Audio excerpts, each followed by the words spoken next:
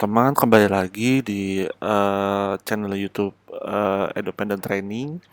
Ya, kita masih membahas terkait tentang topik akuntansi keuangan menengah satu dan sekedar reminder bahwa pembahasan yang lalu inventory kita masih terkait tentang FIFO dan average serta periodic dan perpetual. Jadi channel YouTube yang lalu adalah channel YouTube yang apa eh, menampilkan perhitungan inventory in the very basic concept. Kenapa saya bilang in the very basic concept? Karena sebetulnya itu belum mencerminkan kondisi perusahaan saat ini yang memang menghadapi banyak perkembangan bisnis. Nah, di pembahasan kali ini kita akan membahas inventory yang dengan dicoba disesuaikan dengan kebutuhan market ataupun terkait dengan perkembangan perusahaan saat ini ya. Nah, secara garis besar ada beberapa yang akan kita bahas. Yang pertama adalah lower of cost of net realizable value. Nah, jadi sebetulnya bisa disampaikan bahwa sebetulnya perhitungan inventory ini yang pertama terkait bahwa inventory yang terkadang kita rasa bahwa inventory sudah kita hitung dan inventory ini siap dijual. Akan tetapi mungkin tidak pernah terpikir oleh kita bahwa pada saat dijual, dia menyimpan barang tersebut menyimpan potensi harga yang sudah lebih rendah daripada yang kita catat di inventory. Ya, saya ambilkan contoh yang cukup eh, value of barangnya di market turun, misalkan barang elektronik. Ya, teman-teman memproduksi handphone seharga 2,5 juta dan teman-teman cukup confidence bahwa inventory-nya ada 2,5 juta. Barang tersebut di keep 3 bulan, 6 bulan baru terjual 8 bulan kemudian. Setelah terjual di bulan ke-8, teman-teman baru menyadari bahwa akhirnya harga jualnya barang tersebut hanya 1,5 juta ya. Tapi terus selama 8 bulan tidak ada penyesuaian pencatatan ya, dan masih terus dicatat sebesar 2,5 juta ya. Nah, itu nanti akan coba di solve dengan metode lower of cost or net realizable value ya. So there's an option ada cost ya, lebih rendah mana cost atau net realizable value ya, lower of.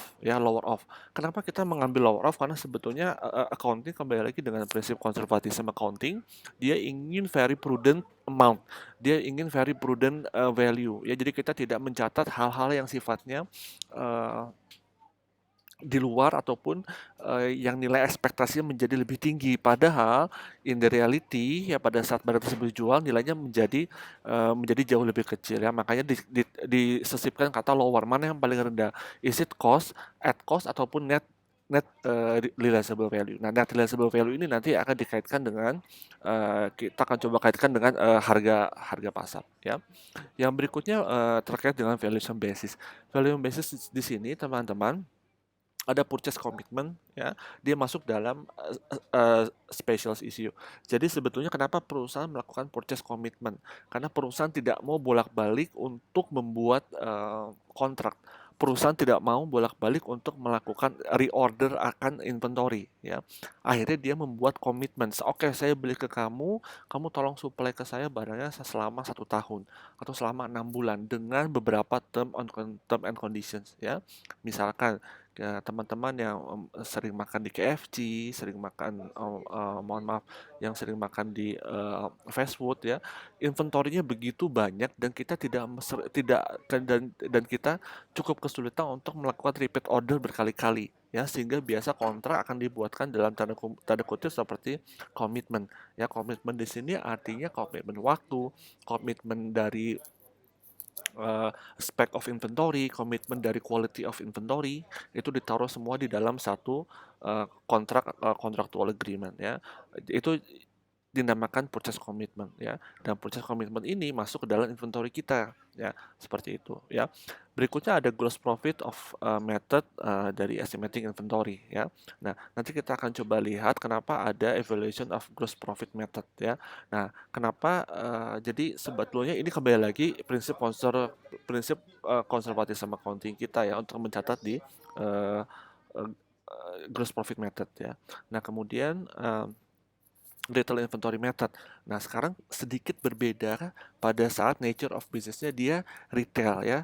Teman-teman yang sering belanja baju, kalau kita sebutkan brand, misalkan ada H&M, ada beberapa baju yang teman-teman kalau perhatikan kok harganya bisa fluktuatif dia. Misalkan ada year end sale, kemudian nanti ada sel tahun baru. Setelah sel tahun baru kemudian nanti ada sel untuk misalkan menghadapi eh, Chinese New Year di bulan Februari ataupun Maret masa-masanya. Jadi kalau teman-teman perhatikan perubahan harga sangat fluktuatif, value of inventory juga berubah. Loh, bagaimana cara saya mencatat valuation of inventory-nya? Nanti masuk retail inventory method ya. Yang terakhir adalah presentation and analysis dalam financial statement ya. Nah, sekarang coba kita bedah satu persatu, teman-teman, ya. Nah, ini kita masuk ke ya, yang pertama dulu, lower or cost ya of net realizable value ya. Nah, lower of cost or net realizable value sebetulnya kita membandingkan konsepnya mudah antara mana yang paling rendah, cost ataupun net realizable value ya. Pak, apakah ini this is applied untuk every inventory? Tidak. Jadi tadi di awal chapter sudah saya sampaikan bahwa FIFO average perpetual periodic sudah kita bahas ya. Itu yang very basic. Artinya teman mohon maaf. Artinya teman-teman tanpa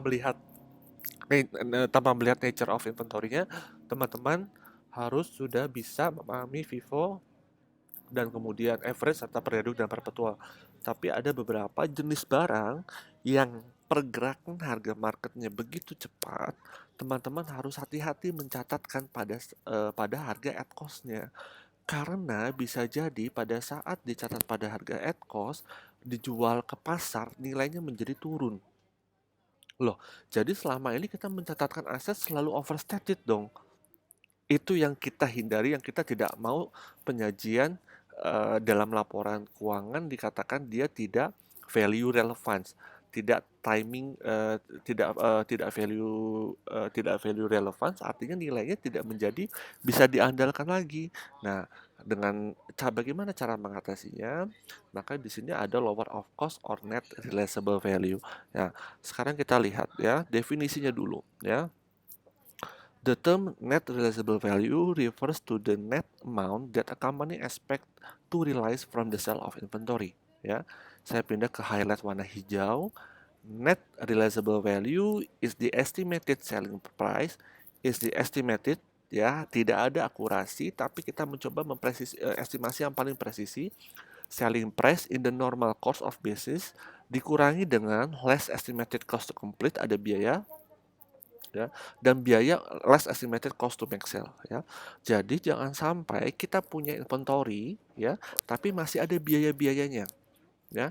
Jadi pendapatan kita dari inventory bisa lebih rendah dong Pak, bisa. Ya.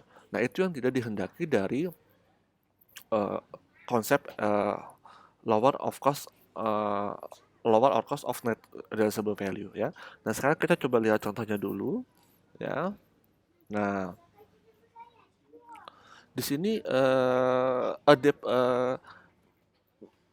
a departure from cost is justified because inventory should not be reported at amount higher than expected realizable from sale or use ya. Nah, di sini ada contoh teman-teman bahwa sebetulnya ada inventory ya, nilainya ada 1.000 euro, estimated cost of completion 50, estimated cost to sell 200, sehingga net realizable value atau nilai yang terrealisasi dari inventory kita yang nilainya adalah 1.000 euro itu adalah sebetulnya adalah 750 euro. Nah, ini yang menjadi perhatian bahwa sebetulnya pada saat kita mencatatkan inventory 1.000, nanti net realizable value-nya tidak lagi menjadi 1.000 euro ya. Nah, jadi teman-teman sekarang sudah bisa memasukkan semacam critical statement bahwa hati-hati kalau kita mencatatkan inventory akan ada komponen estimated cost of completion ataupun estimated cost to sell ya. Teman-teman bisa bilang itu inventory sudah dengan semua harganya belum, sudah dengan semua biaya enggak? Untuk inventory tersebut bisa sampai ke tangan konsumen dengan harga sesuai dengan harga pencatatan ataupun sesuai dengan harga at cost-nya. Karena jangan sampai harga-harga tersebut menggerus at cost sehingga kita mendapatkan nilai realisasinya menjadi jauh di atas at cost ya. Nah, ini applied juga. Nah, sekarang kita lihat. Nah, ini applied juga untuk barang-barang yang nilai keusangan waktunya cukup cepat. Nah, di sini ada contohnya adalah final inventory value untuk sayuran ya. Di sini contohnya ada spinach, carrot, cut beans, peas, mixed vegetable ya. Nah, at cost-nya adalah di sebelah kiri sini 80, 100, 50, 90 dan 95 ya. Net realizable value-nya ada 120, 110, 40, 72 dan 92. Teman-teman, kalau perhatikan kita akan mengambil amount yang mana yang paling rendah. Jadi kita tidak semua tembak langsung kepada net realizable value. Kalau kita tembak ke net realizable value, maka kita akan ambil yang 120, 110, 40, 72 dan 92. Tapi final inventory value-nya kita akan mengambil nilai mana yang paling rendah antara cost ataupun net realizable value ya, sehingga spinach kita ambil 80, carrot kita ambil 100, cut beans kita ambil 40, peas kita ambil 72 dan mixed vegetable kita ambil 92 sehingga total menjadi 384 ya. Nah, ini adalah justifikasinya mengapa kita mengambil. Intinya adalah yang kita ambil adalah because it is lower than ya. Ya, kata kuncinya seperti itu ya. Nah, as indicated, conclusionnya adalah the final inventory value ya of 384.000 equal the sum of lower cost net realizable value for each of inventory items ya. Ya, nanti kita akan lihat. Berarti kita tidak bisa ambil grup ya Pak, kita langsung tembak net realizable value ya. Agak sulit karena apa? Harga-harga ini adalah spesifik ataupun ada baiknya dia spesifik pada harga barang itu sendiri, jangan dibikin grup. Misalkan kalau kita bikin grup sayuran, terus kita langsung ambil nilai net realizable value ya.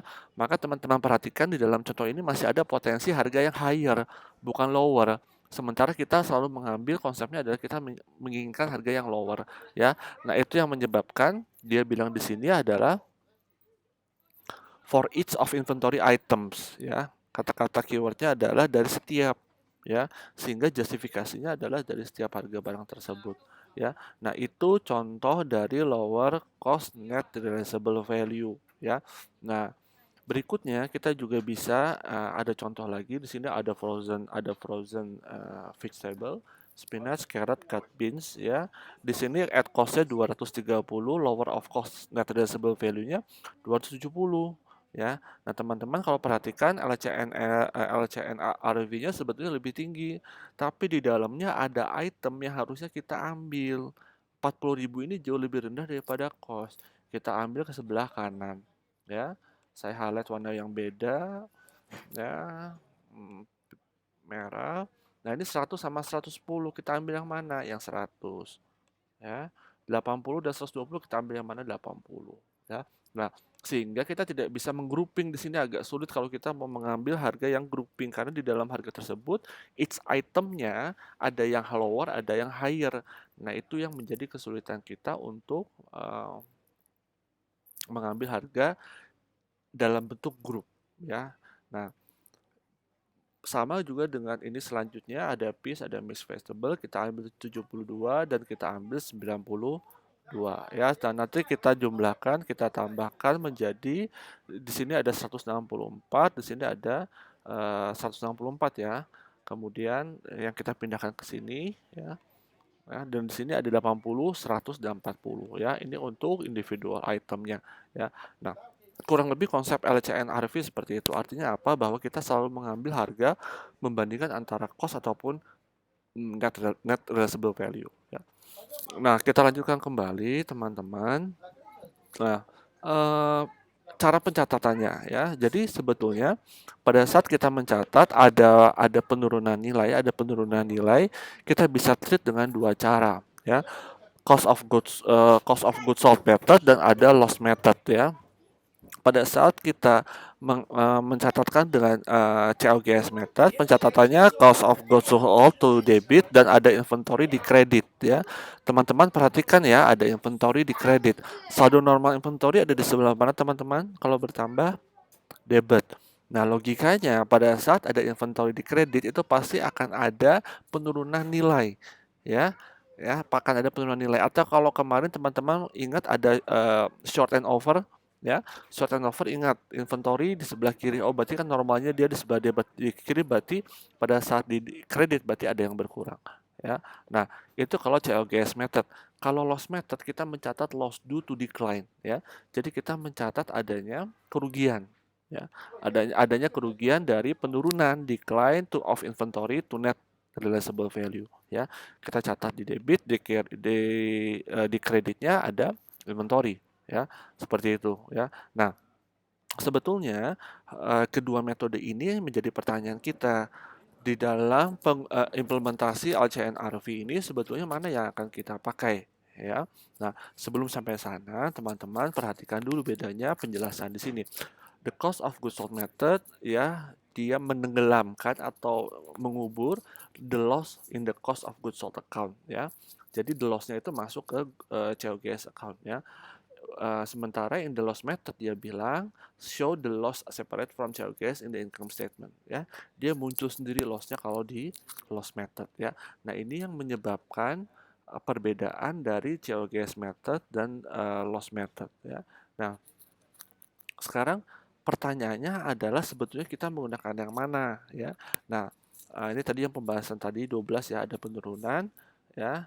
Nah, use of allowance. Jadi di dalam best practice-nya kita akan melihat bahwa instead of crediting the inventory account, tadi kan kita mengkreditkan inventory kan, instead of crediting the inventory account for net realizable value adjustment, companies generally use an allowance account, pencadangan, ya, pencadangan. Kalau teman-teman perhatikan, mohon maaf, uh, allowance ini juga kita pakai di bad debt kemarin case-nya. Bad debt ataupun kita mencadangkan atas piutang. Jadi kita tidak pernah menghapuskan piutang langsung, ya. Tapi kita membuat pencadangan apabila piutang tersebut tidak tertagih, ya. Jadi kita menggunakan allowance, ya. Loss due to decline of inventory to net realizable pada allowance, ya. Allowance ini dimungkinkan teman-teman kalau ingat kemarin pada saat piutang dia dimungkinkan untuk dibalik, ya. Nah, kita juga punya recovery of inventory loss. Ini tadi yang saya sampaikan, allowance tadi bisa berpindah, ya. Allowance tadi bisa berpindah, ya. Apabila tadi kita sudah mencatatkan allowance-nya, maka saat ini kita bisa mengembalikan allowance-nya, ya. Jadi itu dimungkinkan pada saat dia dicatat dengan menggunakan metode allowance. Berbeda kalau kita langsung mengakui loss, ya, kita tidak pernah mencadangkan, ya.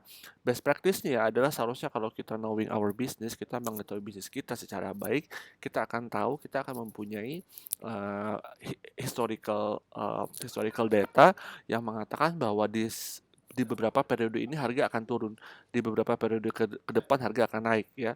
Jadi seharusnya kita bisa melakukan metode pencadangan sebetulnya karena kita sudah mengetahui pattern dari penjualan inventory kita, ya, seperti itu, ya. Nah, berikutnya yang masih harus kita bahas adalah net realizable value, tapi untuk ini cukup spesifik cukup spesifik case-nya untuk aset agricultural inventory, ya. Nah, itu tadi selesai, ya, teman-teman, pembahasan lower of cost net realizable value untuk inventory yang sifatnya memang cukup umum, ya. Nah, pembahasan berikutnya adalah net realizable value untuk agricultural inventory, ya. Agricultural inventory ini seperti bahan-bahan di sini contohnya adalah biological asset, ya. Kemudian ada yang sifatnya dia harvested, yang mesti dipanen, ya. Cengkeh, teh, ya. Jadi sebetulnya bagaimana mencatat inventory tapi untuk biological asset. Mungkin, ya, ini menjadi pertanyaan uh, apakah ini well implemented di dalam konteks Indonesia, tapi uh, menurut buku ini bahwa sebetulnya memang perlu ditreatment karena jangan sampai kita sekalipun bisnis kita adalah pemerahan sapi misalkan seperti itu. Nah, kita jangan sampai bisnis itu take it for granted, artinya kita bahwa pada saat market lagi lesu, kita menerima market lagi lesu, kita tidak mencatatkan inventory kita. Nah, itu yang menyebabkan bahwa kita memerlukan net realizable value ya, tapi untuk agricultural inventory ya. Nah, in the further discuss kita akan bahas lagi di YouTube channel saya berikutnya terkait dengan net realizable value untuk agricultural inventory.